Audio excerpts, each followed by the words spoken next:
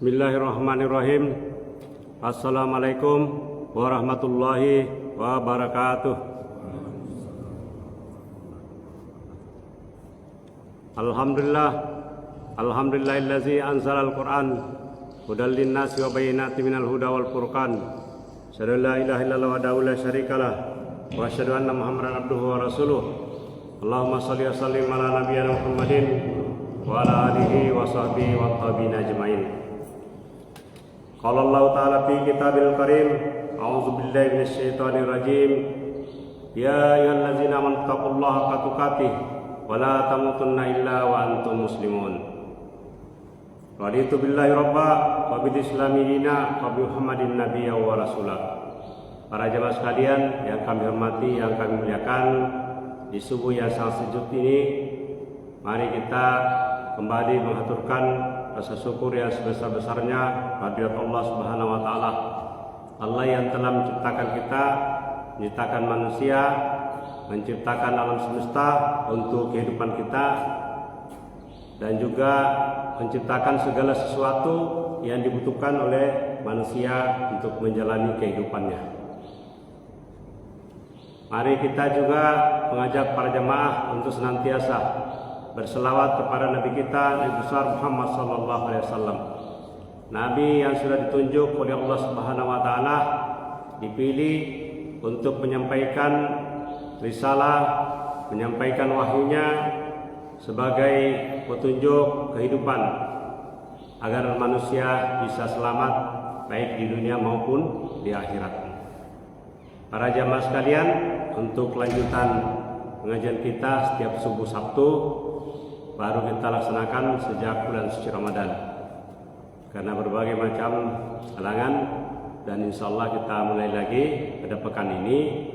Jadi ini sudah masuk seri yang ke-237, tepatnya pada tanggal 14 Zulkaidah 1444 Hijriah, tepatan dengan 3 Juni tahun 2023 ini.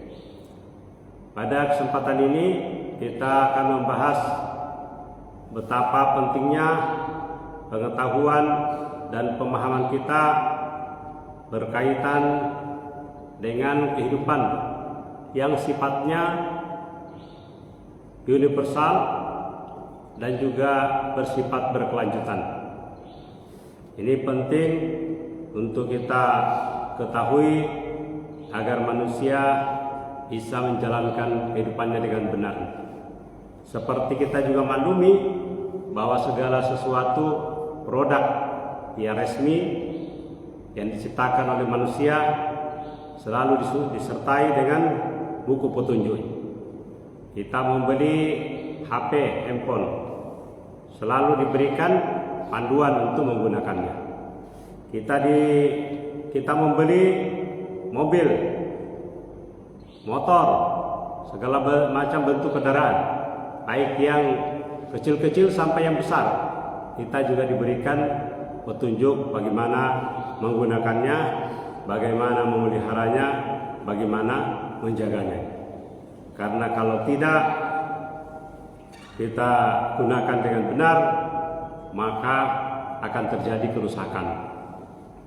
Kemudian manusia juga dalam berbagai macam kegiatan acara, kita sering mengikuti, mendapatkan undangan untuk mengikuti acaranya.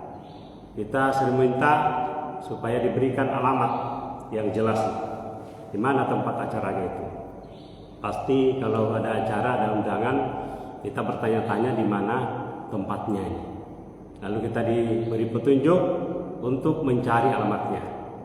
Ya, bahkan sudah menggunakan berbagai macam aplikasi untuk mencari alamat. Dan kalau tidak kita temukan alamatnya, kita gagal mencapai tempat tersebut, kita gagal mengikuti acaranya. Nah, untuk mengetahui betapa pentingnya petunjuk ini, nah, untuk menjalani kehidupan, saya sebut dua kata kunci tadi, yaitu bersifat universal.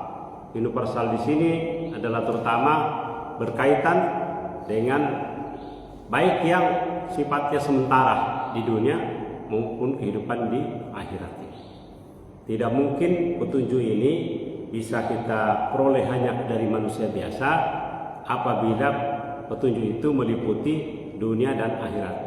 Kehidupan yang sementara ini dengan kehidupan yang setelahnya. Karena pengetahuan manusia yang berasal dari manusia biasa hanya bisa memberikan petunjuk berkaitan dengan kehidupan di dunia ini. Tapi kehidupan setelahnya di akhirat dia tidak bisa memberikannya. Karena itu berkaitan dengan alam gaib. Sementara informasi yang berkaitan dengan alam gaib itu hanya diperoleh dari wahyu Allah Subhanahu wa taala. Nah, yang kedua yang menjadi kata kunci adalah sifatnya berkelanjutan.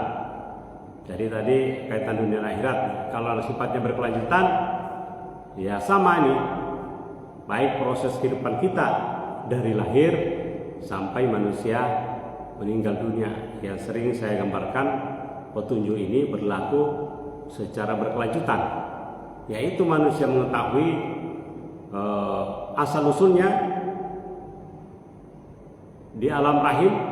Prosesnya ketika kita manusia hidup di alam rahim di dunia, sesudah kita mati di alam barzakh atau kubur, kemudian nanti di padang mahsyar sampai nanti manusia sampai ke surganya Allah atau masuk ke nerakanya.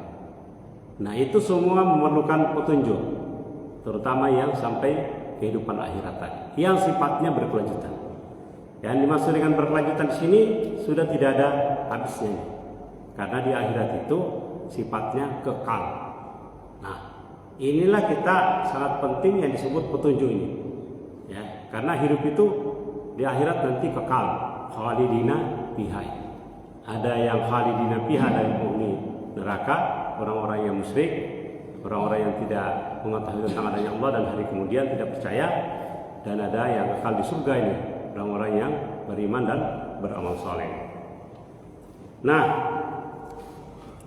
jadi ada beberapa ayat yang akan kita bahas sesudah puasa ini. Kita akan kembangkan dari beberapa materi yang disampaikan pada bulan suci Ramadan, karena belum didalami secara meluas, dan kita akan bagi insya Allah seperti yang pernah saya sampaikan di bulan suci Ramadan, bahwa Al-Quran itu fungsi utamanya sebagai hudan, sebagai petunjuk, ya. Dan ini puluhan kali disebutkan di dalam Al-Quran. Dan ini berlaku, yang dimaksud petunjuk ini bukan hanya kitab dari Al-Quran ini atau Al-Quran ini, tapi juga kitab-kitab sebelumnya yang diturunkan oleh Allah Subhanahu wa taala. Jadi saya sampaikan dulu pengantarnya di sini, materi-materi yang akan dibahas sudah dan puasa sampai ke depan ini, yaitu sebagai petunjuk. Pentingnya juga kita mengetahui apa itu Furqan, membeda antara yang hak dengan yang batil, pelajaran-pelajaran ibrah, tazkiyah gitu ya, atau juga mauizah, kemudian juga bayinah, penjelas-penjelas, kabar gembira, kemudian wahyu sebagai Al-Quran ini sebagai mizan, sebagai timbangan, sebagai peringatan-peringatan, ya, sebagai tazkirah, keberkahan, rahmat, dan juga nanti sebagai sifat penawar, atau juga termasuk nanti kita bahas berkaitan dengan syafaat. Jadi ini semacam kurikulum yang saya taruhkan, mudah-mudahan bisa selesai tahun ini sampai nanti kita masuki Ramadan lagi. Nah, petunjuk ini, petunjuk kehidupan ini atau pedoman kehidupan berlaku tidak hanya pada Al-Quran, tapi juga kitab-kitab yang sebelumnya. Bahkan yang kata petunjuk ini sudah dimulai sejak Nabi Adam dan Hawa diturunkan dari langit, dari surga ke bumi. Ya, ini sebagaimana yang kita biasa juga rujuk di dalam Al-Quran. Qul nahbitu minha jami'a fa imma ya'tiyannakum minni huda faman tabi'a hudaya fala khaufun alaihim wala hum yahzanun. Jadi ini ada dua hal yang penting diketahui di sini. Yang pokok tadi bahwa Allah Subhanahu wa taala berfirman, "Turunlah kamu semuanya dari surga ini." Jadi Adam dan Hawa diturunkan surga, juga jin yang setan iblis disuruh keluar gitu ya. Kemudian dikatakan kepada mereka ini, ya, "Fa imma ya'tiyannakum minni huda." Apabila benar-benar datang petunjukku kepadamu. Ini ada kata petunjukku kepadamu. Sudah muncul kata hudan ini. Ya. Paman tabi'a hudaya fala khaufun alaihim wa lahum yahzanun. Maka barang siapa mengikuti petunjukku, tidak ada rasa takut kepada mereka dan mereka tidak pula bersedih hati. Jadi ini sudah ada jaminan sejak dari manusia pertama, generasi pertama, bahwa apabila dia mengikuti petunjuk, manusia itu tidak akan merasa cemas, tidak akan merasa takut, karena dia berada di jalan yang benar, di dalam posisi yang benar, dan juga tidak bersedih hati gitu ya, tidak ada rasa kesedihan ini. Nah, di ayat yang lain yang ingin kita tujukan bahwa sifatnya petunjuk ini, kehidupan itu sifatnya berkelanjutan, petunjuknya pun sifatnya berkelanjutan. Sama ini kedudukannya, yaitu disebutkan di dalam Al-Quran ini, surah yang ketiga ayat 3 dan 4, surah Ali Imran. Untuk kita meyakinkan bahwa seluruh umat manusia sebelumnya Allah Subhanahu wa taala juga telah memberikannya petunjuk. Ya. Nazzala 'alaikal kitaba bil haqqi musaddiqan lima baina yadayhi wa anzala taurata wal injil. Ya, min qabl hudan linnas wa anzala al-furqan. Saya baca di sini potongan ayat keempatnya yang pendek ini untuk kita meyakinkan bahwa petunjuk itu juga berlaku untuk kitab-kitab yang pernah diturunkan oleh Allah Subhanahu wa taala. Dia menurunkan kitab Al-Qur'an kepadamu, ya, bil haqqi, ya, mengandung kebenaran, ya. Dan di dalam Al-Qur'an juga dijelaskan bahwa baik proses turunnya, wa bil haqqi anzalnahu wa bil haqqi nazal. Jadi Al-Qur'an ini proses turunnya adalah sebuah proses yang benar, ada referensinya di dalam Al-Quran, sekaligus juga isinya adalah benar. Nah, ini menarik ini, karena mungkin saja ada sebuah informasi yang benar kontennya, tapi tidak tahu kita asal usulnya, atau kita tahu asal usulnya, tapi tidak ada jaminan bahwa itu benar. Tapi kalau Al-Quran sebagai petunjuk, Allah sudah menjaminnya. Baik prosesnya maupun seluruh isinya adalah kebenaran semuanya. Tidak ada larai babi, tidak ada keraguan di sana. Jadi kita pun juga harus yakin ini, ya, kita percaya ini bahwa Al-Quran ini larai babi, tidak ada keraguan di dalam. Nah, jadi bil haqqi musaddiqan lima baina yadayhi. Ya, kebenaran mengandung kebenaran, membenarkan kitab sebelumnya. Musaddiqan lima baina yadayhi, membenarkan kitab sebelumnya. Ya, kitab sebelumnya masuk di sini langsung dijelaskan wa anzalat taurata wal injil, yaitu kitab Taurat dan Injil. Kitab Taurat diturunkan kepada Nabi kita, Nabi Musa alaihissalam.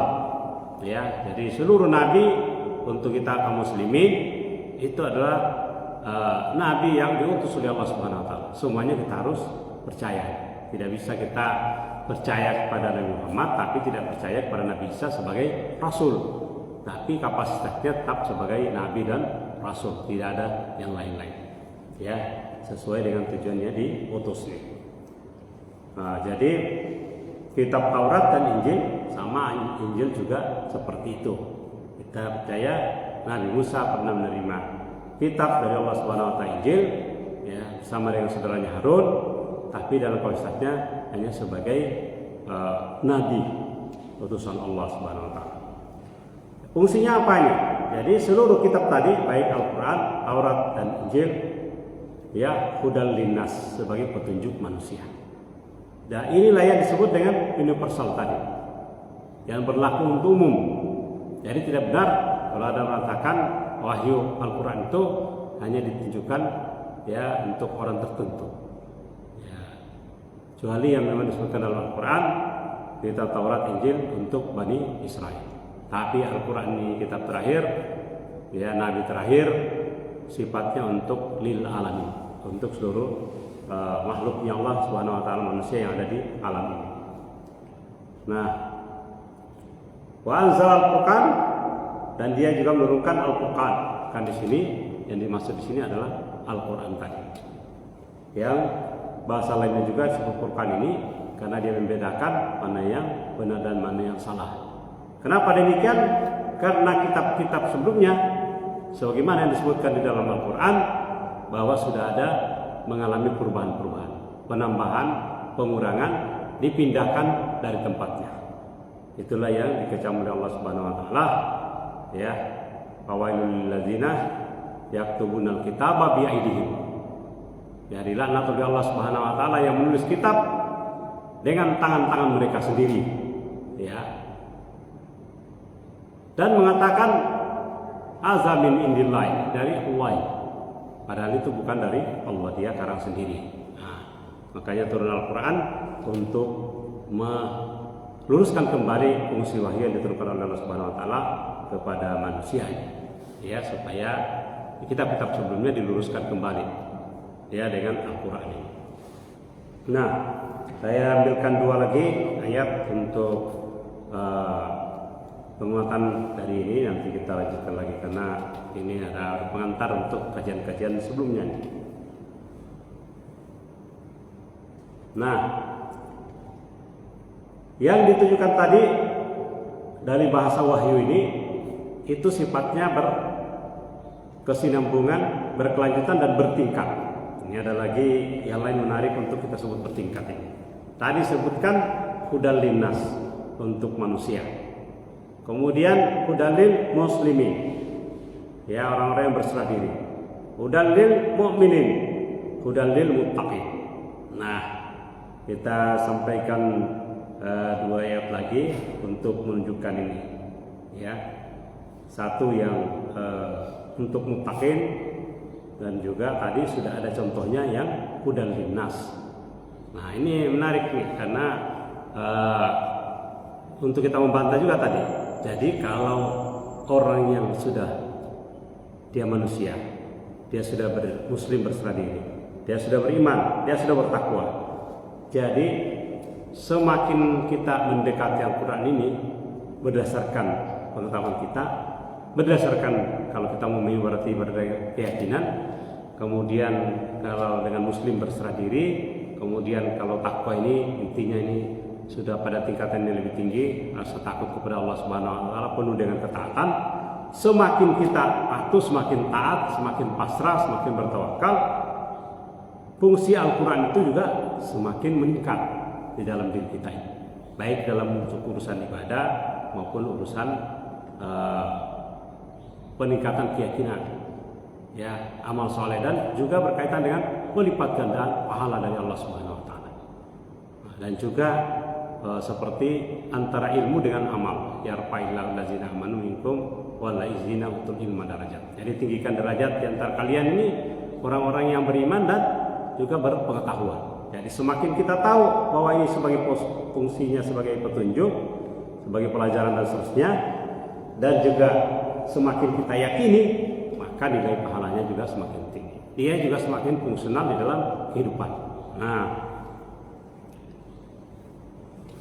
kemudian saya aktifkan dua ayat yang saya sebutkan tadi, surah Al-Baqarah ayat 1, surah Yunus ayat ke-25. Surah Al-Baqarah ini sudah umum yang 185. Jadi surah Ramadan allazi unzila fil Quran hudal linnas wa bayyinatin minal huda wal furqan. Jadi ada di situ sebagai petunjuk bagi manusia yang berlaku universal tadi, menjadi penjelas dan juga sebagai pembeda. Juga disebutkan di surah Al-Baqarah 185. Tapi yang saya maksud sini di surah Yunus ayat 25. Wallahu yad'u ila daris salam. Jadi Allah itu menyuruh manusia ke Darussalam, surga ini. Jadi ini petunjuk untuk menuju surga. Jalan lurus menuju surga Allah Subhanahu wa taala. Jalan lurus untuk kita menghadap kepada Allah Subhanahu wa taala. Jadi yang sebut tadi petunjuk untuk menjalani kehidupan menuju kampung akhirat. Ya mau tidak mau kita tetap berada di jalan. Tidak ada jalan untuk kita keluar dari jalur ini. Kalau rel kereta api, kapan kita keluar dari rel itu kita akan binasain.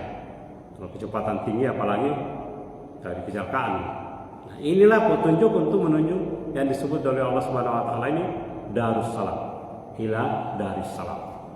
Yaitu Darussalam adalah nama lain dari surga. Wa yahdi may yasha'u ila siratal mustaqim. Nah, ini menjadi petunjuk kepada orang yang dia kehendaki ke jalan yang lurus. Ya, jalan lurus itu mengambil Islam sebagai ajaran agama. Nah, ini kita memperjelas fungsi tadi petunjuk kemana yang saya sebut tadi dari awal sebagai contoh petunjuk orang untuk mencari alamat. Nah, kita di sini adalah petunjuk untuk jalan yang lurus. Sebagaimana yang sering kita baca dalam Fatihah, minta ihdinas siratal mustaqim. Tunjukkanlah kepada kami jalan yang lurus. Karena betapa bahayanya manusia masuk ke jalan yang tidak benar, jalan yang bengkok. Nah, para jamaah sekalian, yang ayat terakhir nih. Para jemaah baik yang di masjid maupun yang sedang online. Yang terakhir yang untuk kita bahas hari ini yaitu surah Yunus, surah yang ke-10 ayat ke-57. Kata petunjuk muncul, tapi di sini ada 4 yang disebut. Ya Yuhannas. Nah, ini panggilnya manusia ini. Ini yang saya sebut tadi berlaku secara universal. Sayangnya manusia ini tidak banyak mungkin yang belum fokus kepada Al-Quran sebagai petunjuk kehidupan, masih mencari ideologi lain, masih mencari mazhab lain yang bukan bersumbernya dari wahyu Allah ini. Nah, ini padahal itu jalannya tidak ada jaminan, bisa jadi jalan kesesatan. Pasti Allah sudah tunjukkan ini. Selain daripada jalan Allah ini adalah jalan dalal kesesatan. Qad ja'atkum mau'izatun mir rabbikum wa shifaa'un lima fis sudur wa hudaw wa rahmatun lil mu'minin. Nah, ini yang saya sebut tadi, bertingkat ini. Jadi pertama dipanggil manusia. Sungguh telah datang kepadamu pelajaran Al-Qur'an dari Tuhanmu. Jadi disebutnya di sini mau'izatun juga sebagai syifa, juga sebagai hudan wa rahmat. Hudan wa rahmatun lil mu'minin. Jadi sebagai obat penyakit yang ada dalam dada, nanti kita bahas ini karena ada lainnya apa yang menjadi penyembuh dalam dada tubuh manusia. Petunjuk dan rahmat bagi orang-orang mukmin. Nah, ini yang saya sebut tadi bertingkat nih. Awalnya dia manusia biasa ini. Apabila kita mengikuti wahyu Allah ini sebagai petunjuk menjadi rahmat bagi kita, maka meningkat status kita menjadi orang-orang yang yakin. Ya, jadi yang dipanggil tadi manusia. Kalau kita yakini, semakin tinggi fungsinya. Jadi inilah yang kita jadikan pelajaran pada subuh hari ini. Mari kita berusaha senantiasa untuk mentadabburi Al-Quran sebagaimana yang dibacakan oleh Ustaz Erlan setiap subuh mulai beberapa sepekan terakhir ini, agar kita semakin dekat dengan Al-Quran, semakin meningkat pengetahuan kita tentang fungsi Al-Quran, maknanya, manfaatnya, pelajaran yang kita ambil di dalamnya, maka semakin intens pula interaksi kita dengan Al-Quran, baik dari sisi waktunya maupun juga frekuensinya untuk kita. Jadi durasi dan frekuensi. Durasinya itu artinya semakin sering kita baca dalam waktu yang cukup lama dan juga sering. Nah, ini baik dalam harian, pekan maupun bulanan. Ada kita baca terus Al-Quran, ada kita tadabburi, kita baca Al-Qurannya dan terjemahannya. Karena kita juga dengarkan ceramah-ceramah orang yang menjelaskan tentang Al-Quran sebagaimana yang kita lakukan hari ini. Dan hari ini kita bicara konteksnya durasi, kedalaman, keluasan, dan sifatnya berkelanjutan. Nah, inilah yang saya sampaikan. Insyaallah nanti pekan depan mohon maaf ini pekan depan saya izin lagi karena ada kegiatan ke Kupang nih, konferensi sosiologi. Insyaallah pulangnya hari Sabtu juga, dan insyaallah nanti pekan berikutnya kita lanjutkan lagi dengan materi-materi yang saya sudah sampaikan tadi. Mari kita tutup dengan doa kafaratul majelis. Sebelumnya saya ucapkan mohon maaf yang sebesar-besarnya ada para jamaah sekalian, dan kita doakan juga para jamaah sekalian dan juga pemirsa yang bisa mengikuti secara online. Semoga kita semua sehat-sehat dan diberi kekuatan, kemampuan oleh Allah Subhanahu wa taala untuk menjalani kehidupan, untuk mempersiapkan kehidupan yang sebenarnya, yaitu kehidupan akhirat. Subhanakallahumma wa bihamdika asyhadu an la ilaha illa anta astaghfiruka wa atubu ilaik. Assalamualaikum warahmatullahi wabarakatuh.